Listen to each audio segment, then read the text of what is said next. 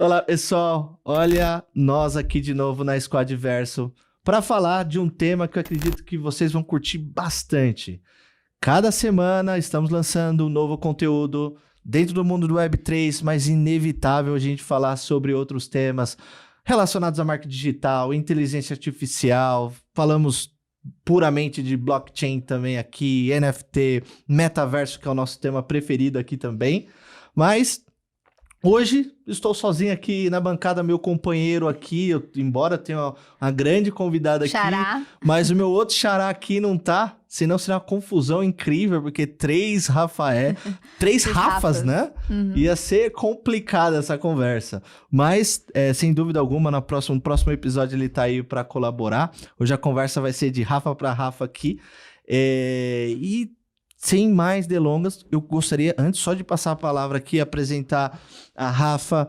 Se você ainda não curtiu nossa página, não tá seguindo o nosso canal, ainda não fez um comentário positivo aí para ajudar a gente também com novos conteúdos, sobre sua opinião, o que você tá achando dos conteúdos que nós estamos trazendo aqui, ajuda, dá uma força aí para que a gente consiga chegar em mais pessoas que têm o mesmo interesse que você quer aprender sobre o Web3, né?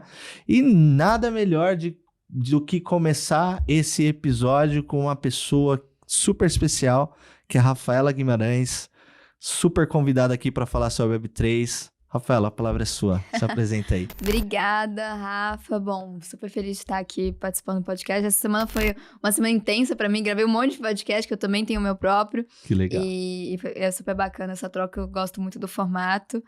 E, bom, me apresentando, né? Eu sou Rafaela Guimarães. Hoje eu sou cofundadora e CEO da Socialis, que é uma plataforma que instrui times profissionais, lojas e vendedores a criar conteúdo nas redes sociais de maneira gamificada. Então, a gente tem uma solução, né? Uma plataforma que a gente vende para o B2B, então vende para varejistas, vende para empresas que queiram empoderar seus colaboradores ali, o seu time na ponta, nas redes sociais. Sempre trabalhei com marketing nas redes sociais, sempre trabalhei com marketing digital, com marketing de conteúdo, desde que eu entrei na faculdade. E então, ao longo desse tempo, sempre trabalhei com isso e sempre fui muito apaixonada por tecnologia. Então, dá pra ver. Então, né, a galera que não conhece você ainda vai saber, vai entender. Então, assim, tô empreendendo com tecnologia também, mas sempre trabalhei em projetos também de inovação e tecnologia, empresas de tecnologia, então sempre fui uma apaixonada pela temática. E no ano passado eu tive a oportunidade de fazer parte lá da AlmaDAO, que é uma DAO organizada ali por diversos empreendedores do mercado que decidiram empreender também na Web3 e tornar a Web3 possível no Brasil. Então foi uma experiência super bacana. Eu toquei ali como head de conteúdo durante um tempo, tive a oportunidade de ser host do Web3 Cast, que foi um podcast específico, né, e focado ali em Web3. A gente tinha duas trilhas, uma mais expert e uma learning, que é para educar diferentes públicos que alguns são leigos e querem entender mais sobre Web3 e alguns já estão mais avançados e querem avançar ainda mais no assunto. Então, tive a oportunidade, troquei com muita gente naquela época. A própria Adriane Galisteu participou de um episódio nosso. Sucesso, que né? Foi um sucesso. A gente conversou um monte sobre a estratégia dela no metaverso, no Avatar, que tá rolando hoje. Que é um case sensacional. Que é um case muito legal, assim. Então, ela traz as suas percepções como artista sobre essa nova era ali da internet, sobre como que a artista ela pode se adaptar para esses novos canais, esses novos universos. Então foi super bacana. E aí também sou fundadora do podcast Marketing Negócios, adoro conversar, tenho ali meus projetos também como autônoma, então sou eu sou estrategista de conteúdo. Eu adoro temática, adoro. Que legal. Você viu, né? Que trouxemos uma profissional exatamente focada aqui. Também desenvolvimento principalmente desenvolvimento de conteúdo. Legal de ver essa história que é super nativa digital, né? E trabalhando aí na Web3. E o que é legal também para deixar aqui super uma história, né? Quando eu conheci a Rafa, até contei, né? Falei, cadê a Web3 Cast? Porque assim, eu estou aqui, inclusive eu acho que meus companheiros também, graças ao trabalho da Web3 Cast. Né? Pessoal, um abraço pro pessoal da AlmaDAO. Até sigam a Alma DAO aí nas redes sociais, eles estão com conteúdo fantástico, né? Um pessoal muito bacana. Muito legal. E foi o que me incentivou, porque na verdade eu vi todo aquele conteúdo, todo aquele profissionalismo, eu falei, caramba, que legal, por que não também Bora colaborar? fazer. Vamos fazer também, né? Eu acho legal, porque uma coisa que eu vejo, eu não sei qual a sua opinião, Rafa, eu vejo que, e isso eu vi em vários episódios de vocês debatendo sobre isso, e é bem legal, eu queria que você falasse um pouco mais, esse environment, né, que existe dentro da Web3, e você que já é nativa digital, veio de outros negócios, empreende outros negócios, como que você se sente quando você está produzindo conteúdo, ou o seu passado, o presente e futuro que você vai ter com a Web3, e que já teve, com esse envolvimento? Parece que a galera é mais assim, sharing, né?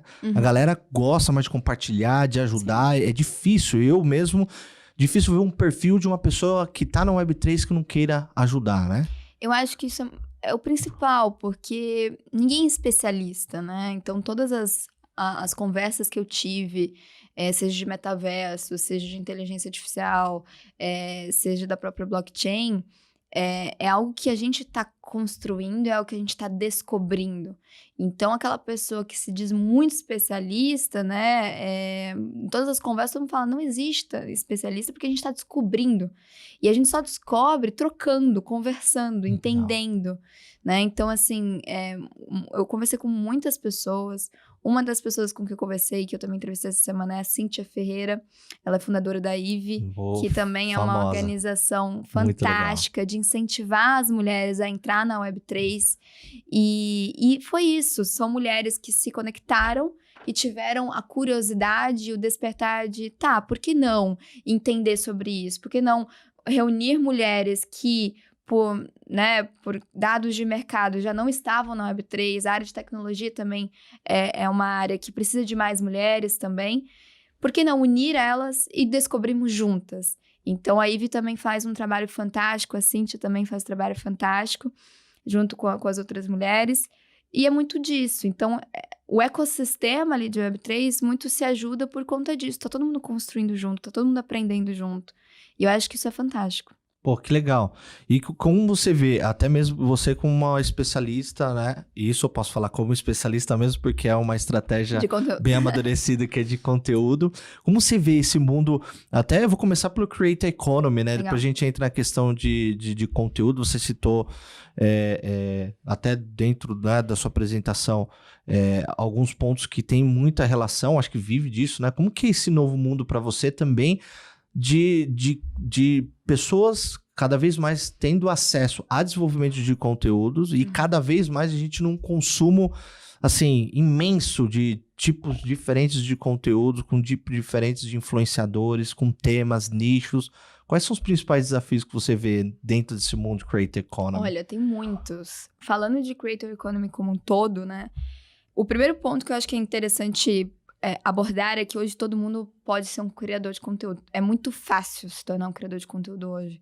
Você tendo acesso à internet, você tendo ali o básico, né? Você consegue se tornar ali um criador. Então, isso tornou essa acessibilidade, todo esse processo, a democratização como um todo da internet, do acesso, fez com que muitas pessoas e muita gente usasse a criação de conteúdo como ferramenta de monetização, como renda, como oportunidade, como criatividade. E assim surgiu muitos influenciadores, pessoas, enfim.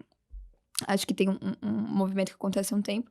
E também tem um movimento que vem acontecendo, que não só são creators, aqueles que querem criar realmente uma renda e tudo mais, mas também profissionais que queiram criar conteúdo para fins, seja comerciais, para fins de exposição. Então, por exemplo, os vendedores, né, no varejo, eles estão se tornando criadores de conteúdo. Porque eu sou vendedora de uma loja, por exemplo, de uma roupa, de uma marca de moda, por exemplo, e eu quero estar no Instagram para eu poder falar com os meus clientes, com potenciais clientes que podem ali acompanhar meu conteúdo, que eu vou estar informando esse público e dialogando com ele. Então, eu me tornei uma creator, mas eu sou vendedora.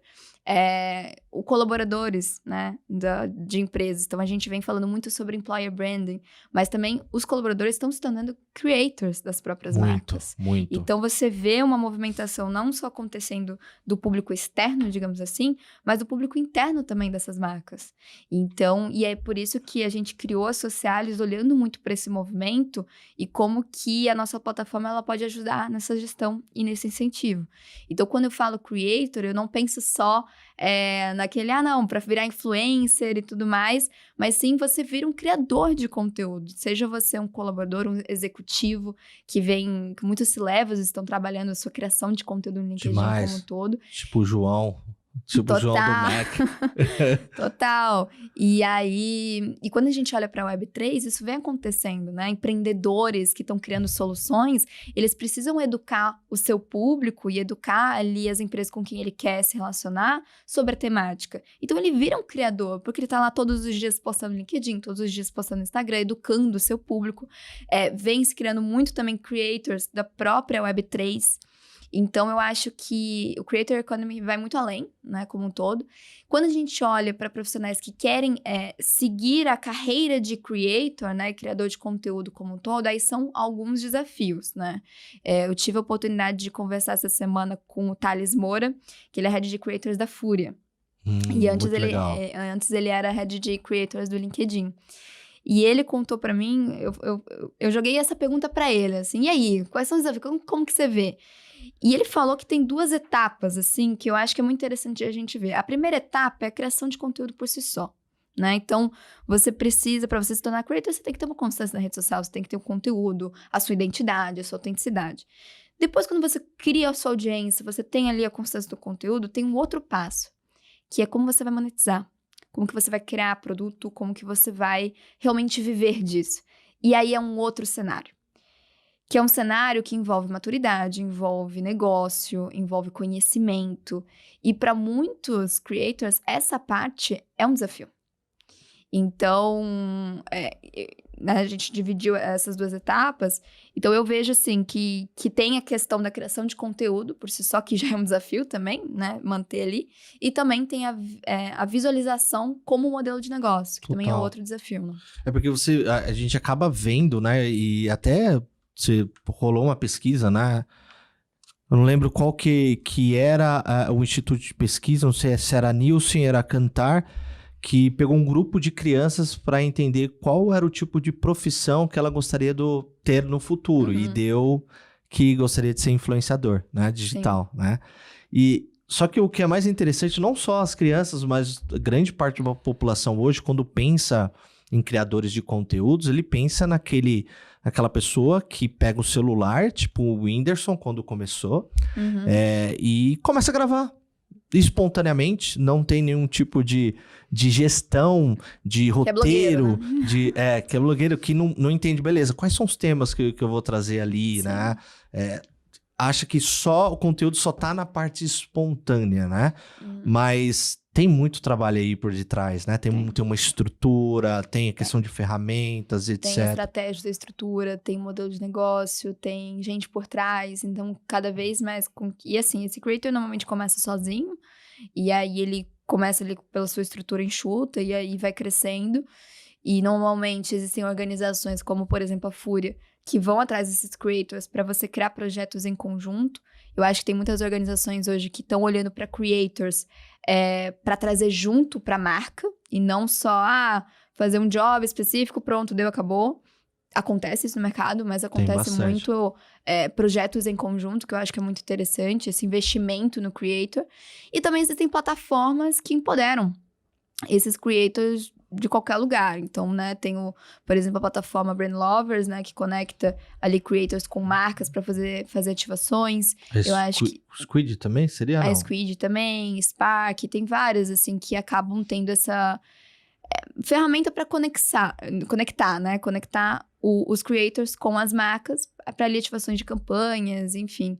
Então, eu acho que tem muitas ferramentas hoje que empoderam, mas existe o desafio de como se diferenciar.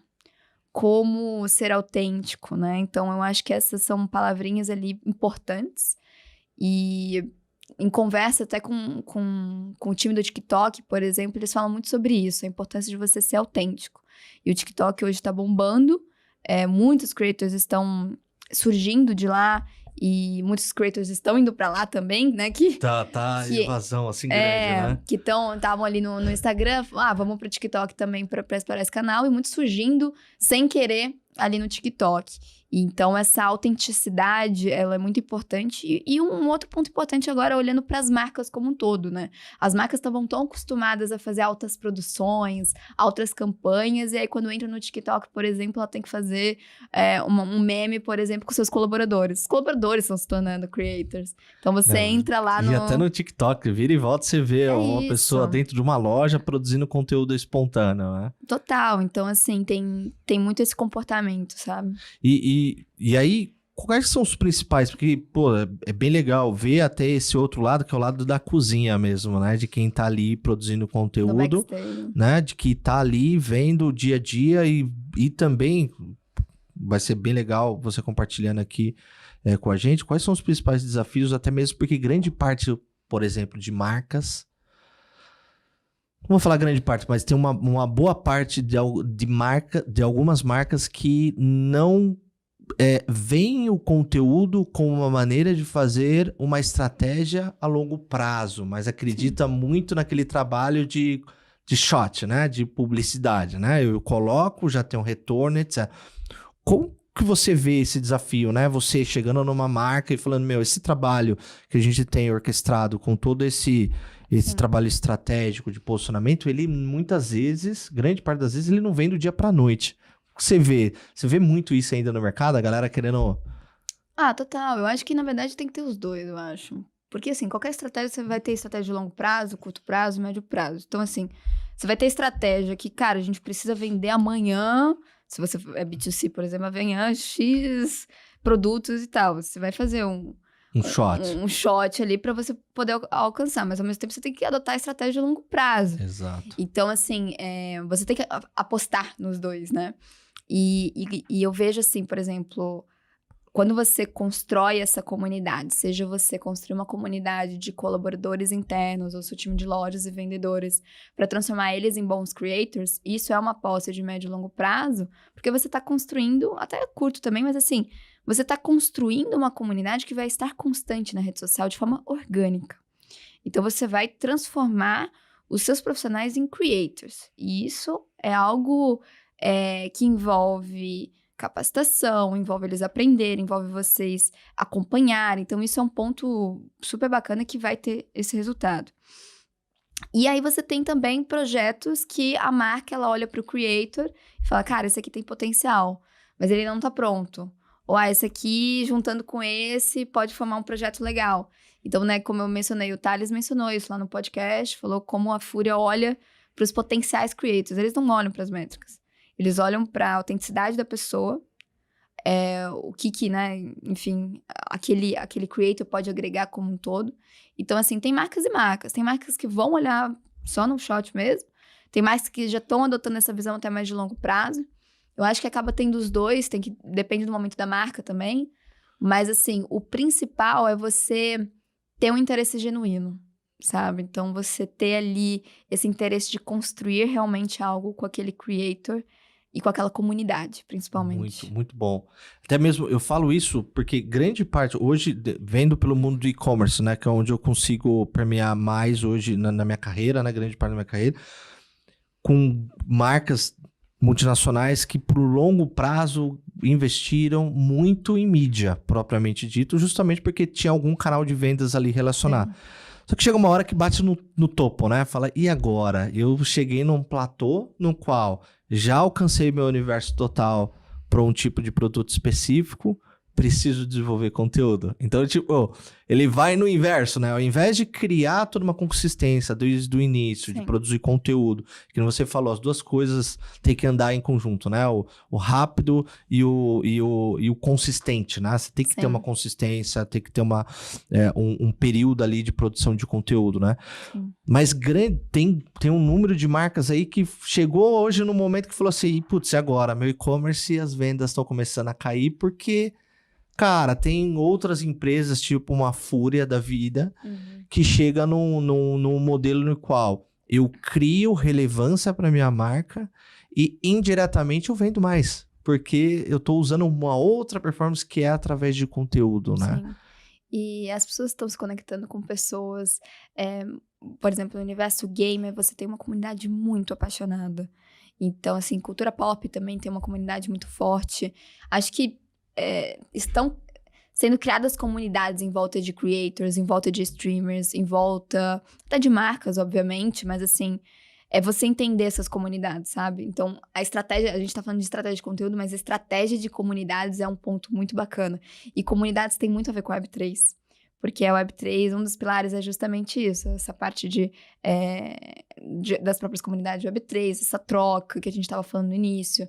Então, eu acho que comunidades é um ponto importante e você constrói isso com interação, com conteúdo, com o interesse genuíno, né? Então, o universo gamer é uma comunidade muito apaixonada. Se a marca chegar lá, eu sou aqui, vim aqui, fui, pronto, paguei e fui embora, eles olham para isso. Demais. Né? Então... E você falou, e obrigado por entrar nesse tema agora, que ele abre uma porta gigante de coisas que a gente vai falar aqui. Que é bem legal que, assim, o tema comunidade parece que surgiu na Web3, né? Pra algumas pessoas, Sim. mas, assim...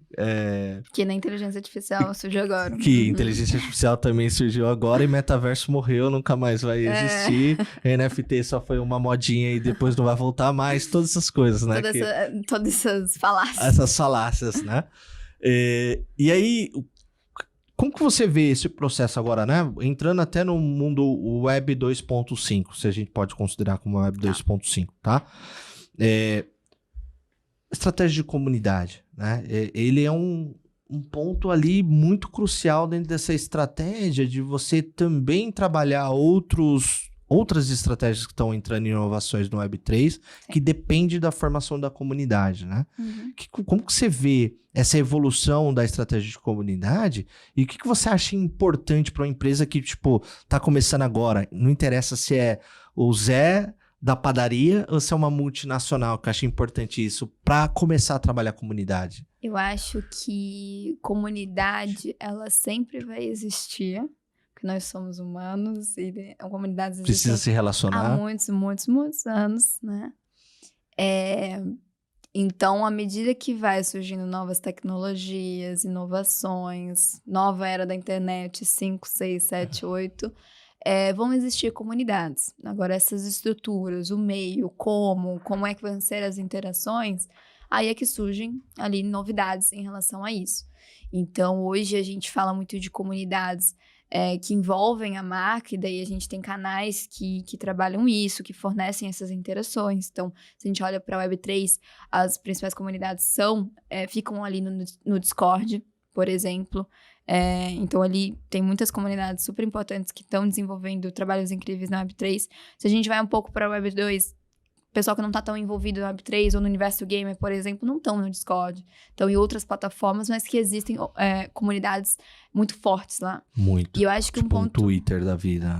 E aí eu acho que um ponto importante também, que aí fica também o convite para vocês acompanharem o Rodrigo Portaro, né? Que o Rodrigo Portaro também estava na Almadal e ele fala muito sobre comunidades, né?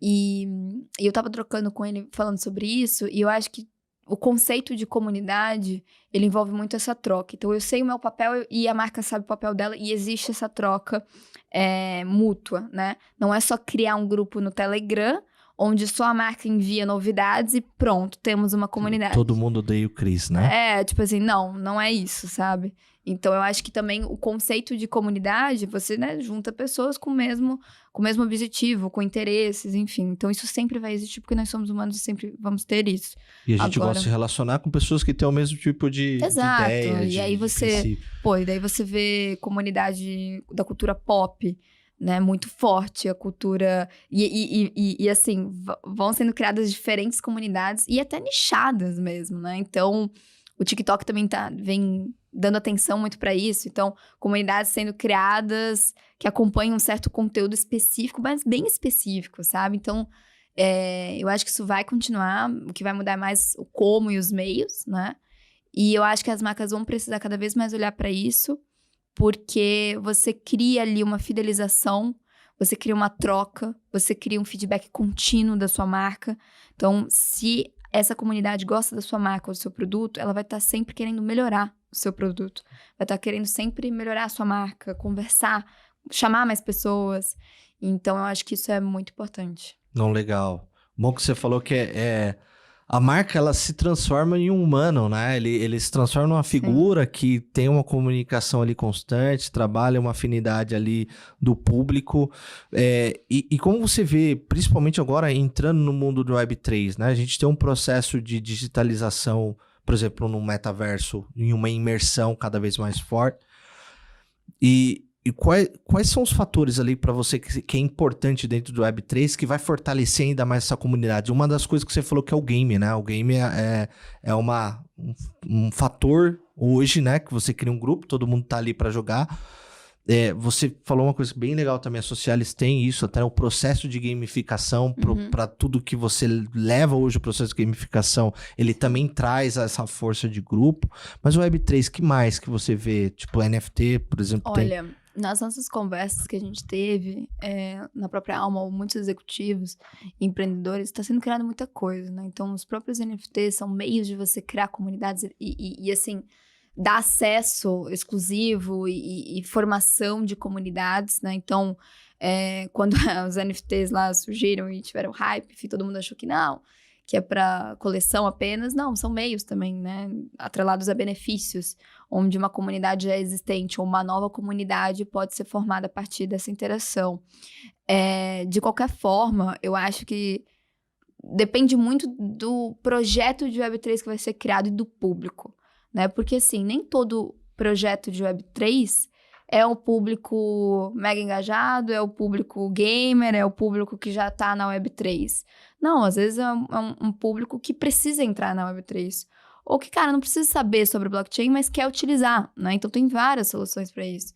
Então, eu acho que essas comunidades, a gente também tem que adaptar a forma como a gente vai estruturar elas, olhando para o público, né? Então, não adianta eu querer trazer para o Discord um monte de gente que não gosta do Discord, que tá no WhatsApp, não tem. Que você trouxe. Então, isso é um ponto importante. Conhecer muito o público com quem você vai se relacionar, para você entender qual que é o melhor canal, qual que é a melhor estrutura, qual que é a melhor forma de você criar essa comunidade, né? Então, e aí tem vários exemplos. Ano passado eu tive a oportunidade de entrevistar o Marco Luque, que ele já tem uma comunidade, que ele já tem uma comunidade, né? Uma audiência ali também super engajada com ele, fãs, né? E isso é interessante, tem comunidade, é diferente de fãs, é diferente de seguidores. E aí você vai evoluindo cada. Sim. Então, e aí ele construiu lá a comunidade dele, e também junto lá com um projeto super bacana, eles construíram os NFTs, deram acesso exclusivo a vários benefícios. Então, assim, é muito de você conhecer o seu público e começar a construir de acordo com a realidade também dele, né? Pô, legal.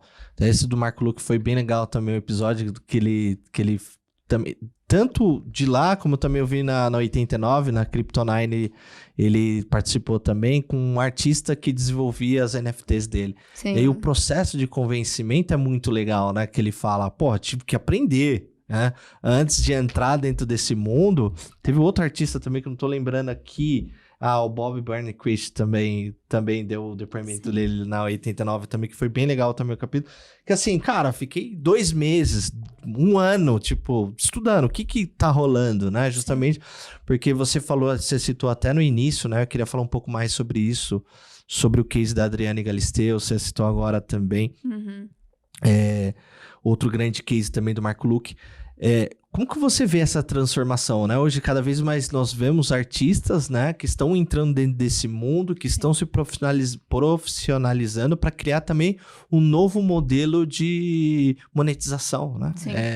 Como que você vê essa evolução? Se você puder falar um pouco mais também sobre o case da Adriane Galisteu, que eu acho que nós não citamos nunca aqui o case da Adriana Galisteu, e é bem legal esse case. É legal, porque assim, até tem que trazer o Robinho aqui, o Robson Arada, pra contar, né? Ele é muito famoso.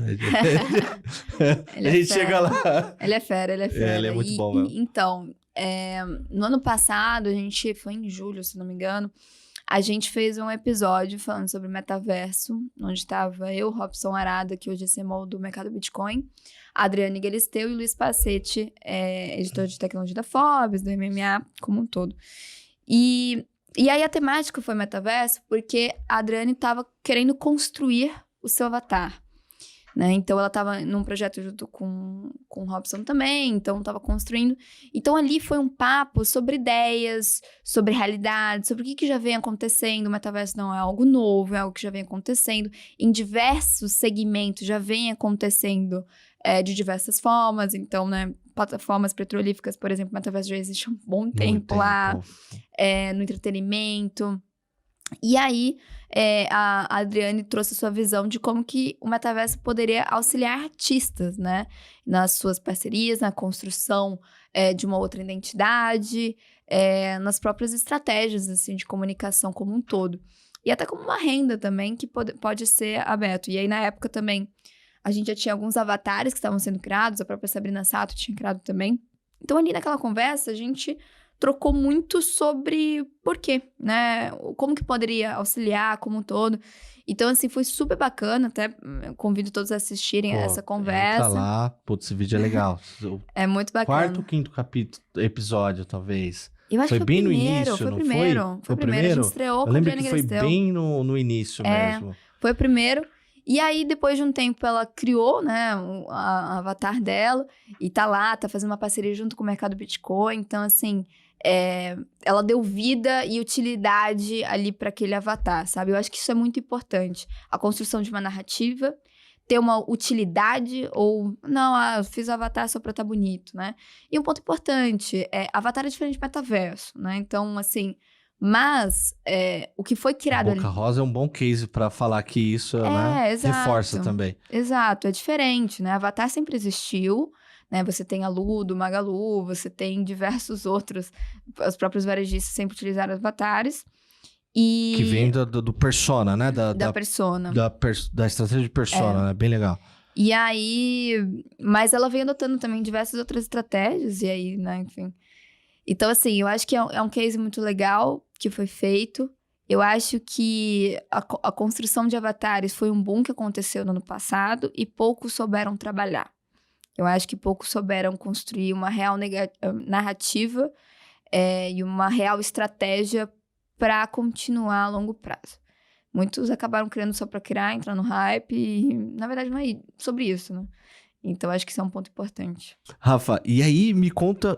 O que você acha das polêmicas que estavam rolando, né? Tipo, Qual a gente delas? falou, porque são várias, né? Até de maneira bem zoeira aqui, né? Sobre o tema, por exemplo, relacionado ao metaverso, né? Eu amo o metaverso, assim, mas, tipo...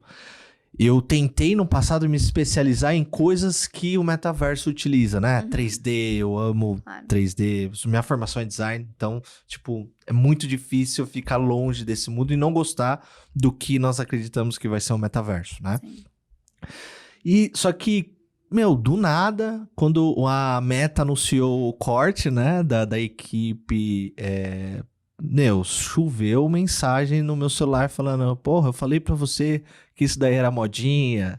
Então a galera já começa a achar você pagar de louco, né? Que tipo, eu gosto de uma coisa que não existe, que muitas pessoas estão aprendendo. E aí a gente vê um anúncio, né, que aconteceu da própria Meta. Nós vimos o que aconteceu aí com um jornalista, acho que da Inglaterra, né, que fez um puta de uma matéria falando sobre o mercado. E depois a gente vê o fundador da Epic Games marcando o enterro com 600 milhões de usuários de Roblox, de Fortnite, etc., para o enterro do metaverso de uma maneira bem... E recentemente o cofundador lá do The Sandbox falou que, cara, a gente já comprovou que o metaverso funciona e a gente vai continuar. Eu acredito que vai dar tudo certo. Ele falou assim, não com essas palavras, obviamente, mas assim, falou essas últimas semanas nesse sentido, então... O que você acha? Você que, putz, tá no meio, entendeu? Você tá ali, conversou com vários empresários, executivos, pessoas que estão aprendendo dentro desse mercado. Qual que é a sua sensibilidade, Rafa, né? O que você acha? O que você tá vendo, assim, de momento, de futuro, pro metaverso especificamente, tá? Eu acho que teve uma questão de expectativas, né? Eu acho que todo hype acaba tendo um descontrole de expectativas como um todo. A gente tá vivendo hoje... a gente fala muito sobre inteligência artificial sempre existiu há muito tempo, né? Então, o que evoluiu foram algumas coisas que estão até mais presentes na vida das pessoas, né? Então, assim, eu acho que o metaverso, diferentemente da inteligência artificial hoje, ele não foi muito testado, né? Então, assim... Porque precisa de mais estrutura, devices que ainda vão evoluir. Então, assim, tem muita coisa que ainda vai evoluir como um todo, né? Então, e essas organizações e projetos que estão olhando para o metaverso estão construindo. Tem muita coisa rolando, que são plataformas muito legais, que está acontecendo. Então, assim, eu não acho que o metaverso vai morrer. Eu acho que teve uma quebra de expectativa e pelo hype acabou tendo isso, né? Eu acho que existem hoje soluções de metaversos muito boas, que estão operando há um tempo sem precisar de hype nenhum. Eu acho que isso é um ponto importante, né? Acho que... E aí, indo um pouco a linha mais teórica, muitos dizem que a gente ainda não chegou no metaverso real oficial, digamos assim. Então, a gente só tem algumas soluções que estão quase chegando lá. Com todos os componentes, né? Mas não é o metaverso em si. Então, assim, tem muito estudo, tem muitas opiniões, tem muita troca. Eu acho que, como a gente falou ali no início, não existe especialista, tá todo mundo aprendendo em conjunto. Mas eu acho que não é porque, né, toda essa polêmica que não vai existir o metaverso, que não existem hoje soluções de metaversos muito boas, ou quase metaversos, digamos assim. E que não é... E que que eu acho que é um ponto importante. E que é bom que haja discussões, que haja projetos novos, pessoas que olham para o metaverso ou componentes que tem dentro dele para a gente criar soluções futuras. Então, para mim, é muito pé no chão. É você olhar para as oportunidades, para o que já existe e construindo. Tem muitos projetos que vêm acontecendo, que eu venho observando, que é isso, não precisa de hype. Precisa de uma utilidade, de ter ali uma dor e que o metaverso atende. Que entra, né? Porque você citou uma coisa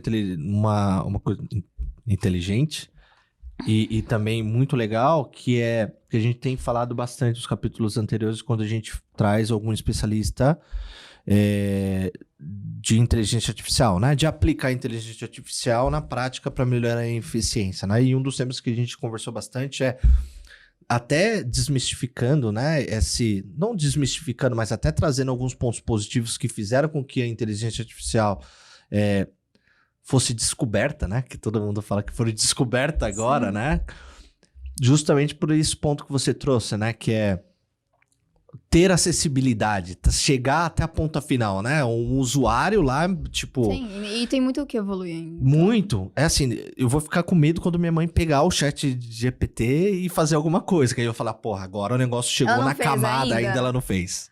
Isso eu tenho certeza. As crianças já estão com o chat GPT ali. Eu acho que essa foi a diferença também. Exatamente. Né? Porque então tá você ali chega, na mão. né? O metaverso ainda não tem muito a evoluir para poder chegar nisso. E é legal, assim, eu tenho um filho de 10 anos, e o Murilo, e tem a Marina que tem 3 anos, né? E aí ele vive falando sobre esse tema, e ele veio perguntar, Rafael, pai, o que é o metaverso? Eu explico, às vezes, de uma maneira errada. Mas também não é 100% errado porque a gente não tem 100% de definição de metaverso. Da melhor maneira que falam, pensa no Roblox ou no Fortnite. Que não puramente falando de todos os componentes, ele não é um metaverso hoje. Mas o que ele pode se transformar? E ainda nessa onda do que pode se transformar, eu queria a sua opinião, você que está no mundo de conteúdos. Como você vê essa infinidade de produção de conteúdo para o metaverso? Pensando assim, no game. Nossa, a gente vai criar coisa aqui. No game, é legal, porque, Sim. tipo, pra onde, né? Qual o caminho que vai correr esse modelo de canal que necessita de conteúdo, Sim. mas que tem um mundo infinito, né? Olha, eu vou olhar para o que já foi feito e que pode crescer ainda mais.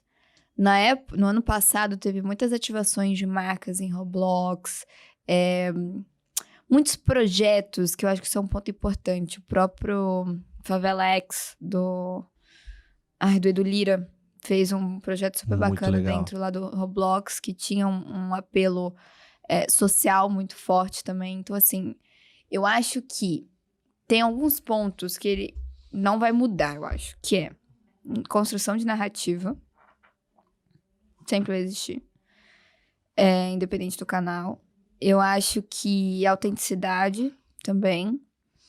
E eu acho que formas de impacto, assim. Eu tô colocando nome aqui só pra tentar explicar, assim, um pouco a minha visão. Formas de impacto, seja social, seja de interação, seja de construir o impacto para aquela comunidade de, sei lá, de jogadores ou de creators que tá ali envolvido.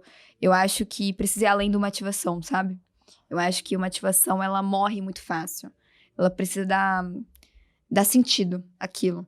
Então, quando eu olho para interação de marcas e até creators e criação de conteúdo no futuro para esses ambientes imersivos, eu vejo desse ponto. Eu acho que... Não vou falar aqui, tipo, estratégias específicas, porque não existe especialista. Não, a ideia É assim, mas eu acho que esses pontos que... E quando você que as marcas vão descobrir olhar. no detalhe, Pelo fala pra nós que vamos abrir a empresa dessa, porque... Aí a gente abre né? junto. Se descobrir, a gente vai A abrir gente abre junto. junto. Então, eu acho que é isso. São componentes que vão acabar... E as comunidades como um todo, né? Então, Que legal. como construir isso? Eu vejo até um case bem legal, não sei o quanto você teve a oportunidade de também jogar, mas o Nike Land do Roblox, acho que foi uma das melhores experiências que eu tive de ativação de marca Super dentro de um legal. game. O quanto você falou dessa criação de narrativa, né? Porque às vezes a criança tá lá do lado de fora, inconscientemente ela vai entrando dentro desse mundo da Nike, né? Mas você como profissional da área de marketing, você entra lá, você já vê de uma outra perspectiva. O que é legal quando você entra lá dentro, você vê os assets que tem, né? O tênis, ele tá lá, ele foi criado pela RFTK. Eu sempre confundo as letras que a empresa que a Nike comprou, né? De desenvolvimento de NFT. Ela introduz lá esses assets, né, que são os componentes em 3D, que são os produtos deles, que tá conectado, se o pai tá lá, que tá conectado com a NFT mesmo do produto da Nike, tem uma história que é relacionada ao esporte, então novos tipos de esportes que estão lá para crianças que não necessariamente estão ali praticando esporte fisicamente, mas estão ali praticando o incentivo ao esporte, que também é importante fora da plataforma. Vamos, né? Quem tem filhos, principalmente, ou quem não tem também sabe o quanto é importante a prática, né, esportiva e etc. Mas essa construção de narrativa, né? Imagina se você coloca sua marca, independente de qual canal, morre, né? E assim, você tem que entender o público, né? Porque assim, é uma narrativa pra quem tá naquele ambiente. Então, eu quero fazer uma ativação no Roblox, tá, quem que é o público? São adolescentes que vão estar jogando e tal. Então, você tem que fazer uma narrativa para ele.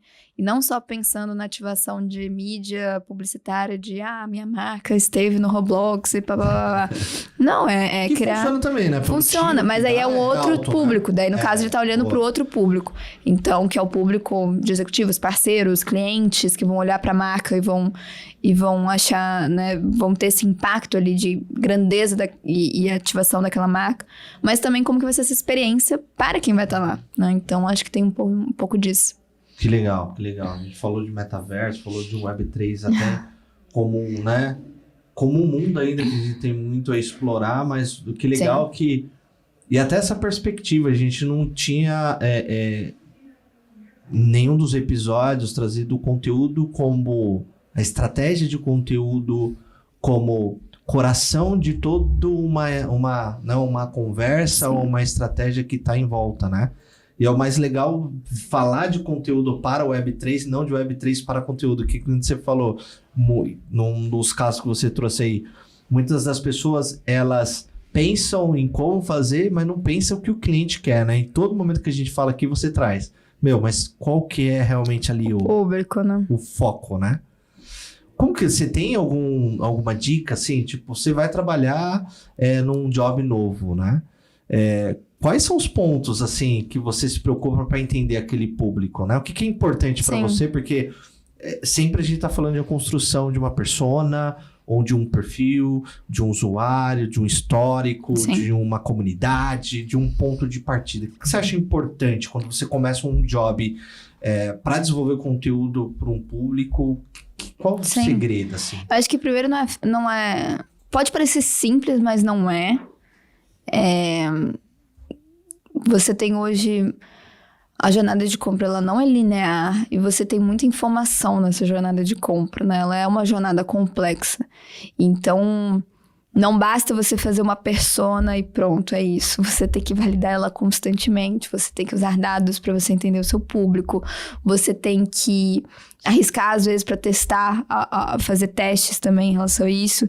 Então, eu acho que aprendi e errei muito, assim, nessa questão de percepção de público, mas é um ponto muito importante, assim, né? Porque eu gosto de dizer que o marketing e a criação de conteúdo é você criar a ponte entre você e o seu cliente. E aí, essa ponte é justamente o conteúdo que vai atraí-lo para sua marca. Então, esse processo de entender o público depende muito da marca, né? A estrutura dela, se é B2B, B2C, enfim. Mas, no fim, a gente tá falando de pessoas. Seja B2B ou B2C, tem uma pessoa por trás que tá acompanhando conteúdo na rede social, que tá lá no TikTok, que tá lá no LinkedIn. Então, assim, eu acho que tem alguns caminhos. O que eu gosto muito é o processo de social listening. Você ouvir o que as pessoas estão falando na rede social. Mas eu não sei o que elas estão falando da minha marca, porque a minha marca é muito pequena. Não tem problema. Entenda o que a comunidade, a sua audiência está falando sobre outras marcas ou sobre a temática. E existem várias plataformas que também podem ajudar nisso. Tem o Brand24, tem o Mention também. Tem várias plataformas assim. Se você botar a ferramenta de social listening... Bakers, que eu acho que nem existe mais, mudou para outro nome. Mudou para outro nome, mas tem vários, assim, que até os gratuitos, assim, utilizei muito. E aí... É gratuito por um período que ajuda muito, né? Eu vou criando várias contas, assim, 20 Gmails para utilizar o negócio. Não para uma empresa, né? Mas eu, Rafael, pessoalmente, quero analisar alguma coisa, né? Se tem alguma curiosidade. 20 e-mails para fazer o teste gratuito. Quando é empresa, a gente contrata. A gente contrata. É sempre importante contratar ferramenta. Pelo amor de Deus. E aí... Mas assim, se você não tem ferramentas assim, cara, faz o exercício de você ouvir a sua audiência. O que eles estão comentando no Twitter, o que eles estão comentando na comunidade, no Discord, no LinkedIn. Eu acho que uma boa prática de você criar conteúdo, estratégia de conteúdo, é você consumir conteúdo. É você consumir o que a sua audiência está consumindo. Que importante. Isso parece básico, mas não, e não é. E assim, como profissional... se você vai trabalhar nesse job, você tem que entender que você vai ter que consumir esse conteúdo. E às vezes você vai querer, às vezes você não vai querer. Aí você vai querer ir para uma área específica. Não, poxa, eu adoro consumir conteúdo de tecnologia. Então, vou fazer um job para essa área. Não curto muito, sei lá, fecha um TikTok. Então, beleza, não vai empreender nisso, não vai fazer um job de conteúdo para isso. Então, a não ser que você seja muito adaptável também. Então, eu acho que você... ouvir e consumir o que essa audiência tá consumindo é uma boa prática para você aprender. E aí eu sempre falo para alguns clientes de tipo... Olha, você pode achar muitas referências de outros segmentos, de outras empresas, que pode fazer sentido pro seu negócio. Então, assim... Você tá nesse consumo de conteúdo é muito importante, sabe? Então, muito mais do que você criar uma persona, é você se colocar no lugar daquele consumidor e daquele cliente que vai consumir o conteúdo, sabe? E você falou, é a base do marketing, né? Porque E não é fácil, não é fácil. Colocar Não é o fácil. sapatinho do cliente é importante, né? Você saber, até mesmo porque muitas vezes a gente se pega... E hoje é muito difícil, né? A era da social media se criou muito isso, vários especialistas, né? E aí, às vezes, a gente vai criar um job e, tipo... entra naquele job e assume como se fosse o cliente final, né? Sim. Daquele job e começa a tomar decisões sem estar baseado em pesquisa. E o que é legal que você trouxe que é o quanto tá fácil hoje você ter acesso à informação. Sim. Cliente, né? Tá fácil, mas ao mesmo tempo tem que ter uma maturidade, um processo, sabe? Eu acho que... E eu acho que isso é um ponto importante, assim. Às vezes a gente acha que conhece o cliente... né? E aí a gente vai lá, faz estratégias, enfim. Mas você tem constante... Principalmente nas redes sociais, você tem um processo de feedback contínuo, né? Então, as pessoas estão ali envolvendo com a sua marca. Então, o que elas estão vendo da sua marca? Que tipo de feedback é importante? Então, acho que isso deve ser levado em conta, sabe? Esse consumo e essa troca nesses ambientes. E aí foi o que eu te falei ali no começo, né? Imagina você empoderar seus vendedores, seus colaboradores nas redes sociais, onde ele consiga entender exatamente o cliente nessas trocas. Não, e fala sociais. Agora já tá emendando, porque é um ponto importante, né? Que você falou sobre, eu vou produzir conteúdo, eu entendo o meu cliente, ele também tem que entender quem tá consumindo, o que tá achando. Mas já me fala já um pouco mais sobre as sociais, qual o desafio também, que vocês têm também de benefício nesses desafios. A Socialis é uma startup, né? Então, a gente construiu muito da minha experiência com redes sociais, porque atendendo muitos clientes, eu fui entendendo que existia uma dor na ponta de, poxa, como que eu posso fazer com que meus vendedores ou lojas estejam nas redes sociais, gerando conteúdo, atraindo o cliente, interagindo, tendo uma comunidade ali regional, né? E aí foi em construção lá em Floripa, a gente tá lá em Floripa, que a gente construiu ali um produto, uma solução que pode justamente facilitar esse empoderamento digital da ponta, de uma forma que você ainda tem essa gestão, tem esse controle, né? Que você consiga repassar, por exemplo, o seu time, exatamente as ações que você acha que é interessante eles fazerem nas redes sociais, de você passar um processo de inteligência de campanhas e redes sociais. E eles darem esse feedback, eles realizarem, você construir uma gamificação para empoderá-los ali na rede social, que é um ponto importante. E quando a gente olha para o corporativo, é a mesma coisa. Então, a gente tá num momento hoje onde as marcas estão construindo seus embaixadores, né? Ali no LinkedIn, por exemplo. Então, são pessoas que têm um bom posicionamento na rede social, que estão ali falando com o seu cliente, com o seu parceiro, com a sua audiência. E até um dado interessante é que, isso é um dado do LinkedIn, as postagens de colaboradores geram 8 vezes mais engajamento do que postagens da marca. Com certeza. E mais de 500% de alcance orgânico. Então, como que você empodera eles? E aí ter uma relação próxima, né, desses embaixadores e colaboradores, para você ativar sua marca, ativar soluções, entender o cliente, ter essas interações. Então, a gente tem soluções para isso. A gente faz isso de forma gamificada, que na gamificação traz... engajamento absurdo, né? Traz engajamento, traz ali esse processo. Então, é uma startup que a gente vem construindo e estamos aí no mercado. Que legal. E como encontra as sociais, como encontra a Rafa? Bom, o assunto foi... redes sociais, né? Muito rápido, gente. Tipo, é incrível. A gente tá aqui, tem um cara aqui de fundo aqui que fica avisando a gente aqui, o tempo, tá? E aí? Por nós, aqui, conversando, ficaria 2, 3 horas. É isso. Mas o que é interessante, eu acho que é um momento importante, você que tá aqui conhecendo a Rafa, conhecendo a Socialis, conhecendo todo esse papo. Quer conversar com a Rafa, por favor, não passe o telefone. Para não ter invasão de WhatsApp da vida, porque tem vários profissionais também do mal aí, também utilizando tecnologia. Você quer, né, bater um papo com a Rafa, conhecer a Socialis, falar de Web3 também, que ela curte também trocar essa ideia. Fica aí à vontade, Rafa. Bom, meu Instagram, Rafaela Guimarães.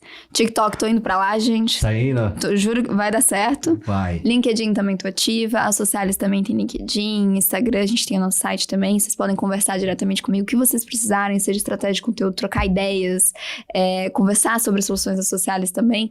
E o que vocês quiserem, assim, trocar Porque, assim, uma coisa que a gente falou sobre isso, né? Eu acho que hoje... é muito fácil você trocar com outros profissionais. Você está a uma mensagem de distância.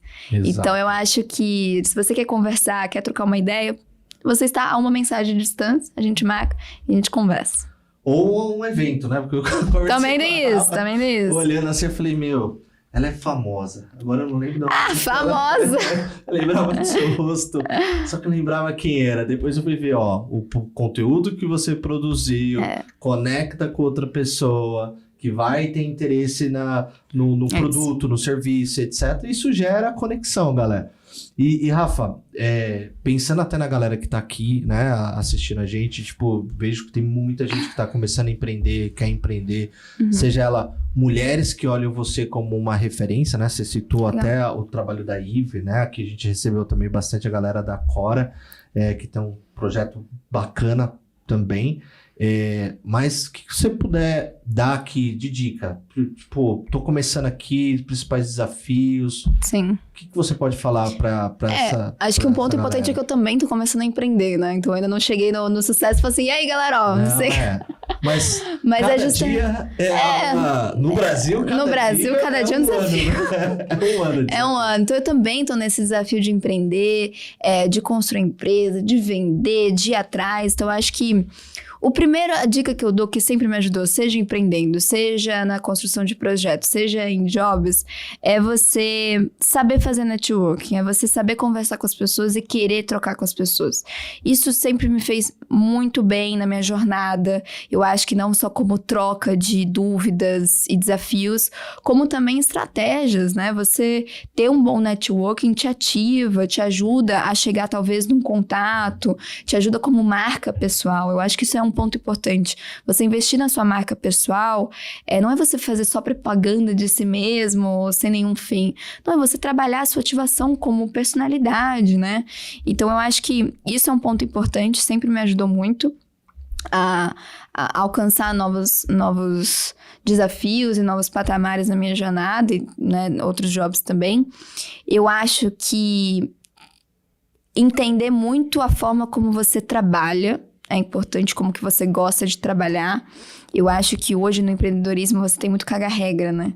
Então, você tem que acordar às 5 da manhã, você tem que fazer isso, você tem que fazer aquilo, você tem que dedicar toda a sua vida no negócio, tem muita gente dando muita opinião sobre como você deve empreender, como você deve trabalhar, e eu acho que isso não torna a gente feliz nesse processo, porque é isso, é um processo.